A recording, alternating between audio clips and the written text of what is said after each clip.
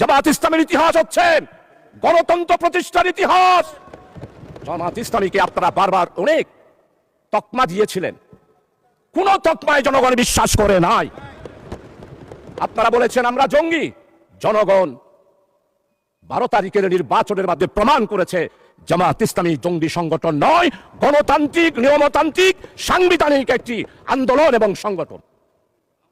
মাননীয় স্পিকার, জামাত ইসলামীর গণতান্ত্রিক ইতিহাস অনেক সময় লাগবে।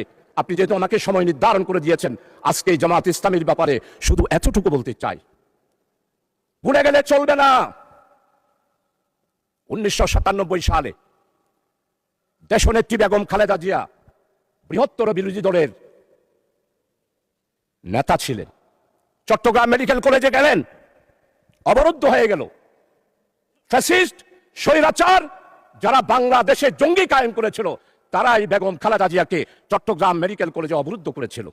আজকে আমাদের মরহুম শহীদ সালাউদ্দিন কাদের চৌধুরীর ছেলে আছে হুম্মাম কাদের, আমাদের সম্মানিত অর্থমন্ত্রী, চট্টলার কৃতি সন্তান, যার পরিবারে উনার আব্বা নয় উনার দাদা থেকেই মন্ত্রিত্ব ওনারা পেয়ে আসতেছেন, সেই রকম সম্ভ্রান্ত পরিবারের সন্তান উনিও দেশনেত্রী বেগম খালেদা জিয়ার সাথে মেডিকেল কলেজে ছিলেন।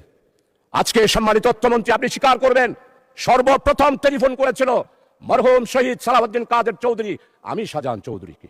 আমি তো জামাত, আমি তো শিবির, কিন্তু সেই দিন আমরা জামাত শিবিরেরা চট্টগ্রাম মেডিকেল কলেজ থেকে দেশনেত্রী বেগম খালেদা জিয়াকে সালাউদ্দিন কাদের চৌধুরীর আহ্বানে জামাতে বলে শিবির, সেই দিন বেগম খালেদা জিয়াকে আমরা উদ্ধার করেছিলাম।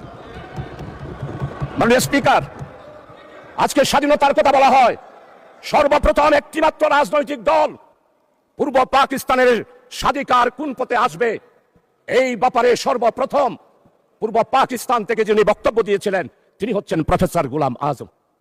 1970 সালের নির্বাচন হলো, নির্বাচনের পর সর্বপ্রথম একটি রাজনৈতিক দলের পক্ষ থেকে সমস্ত পত্রিকা সাক্ষী passport to power Sheikh Mujibur Rahman professor Golam Azam বক্তব্য দিয়েছিলেন। আমরা সেদিন বলেছিলাম সংখ্যাগরিষ্ঠতা হিসেবে আওয়ামী লীগ যেহেতু জনগণ রায় দিয়েছে, তাই শেখ মুজিবের হাতে এই ক্ষমতা হস্তান্তর করুন।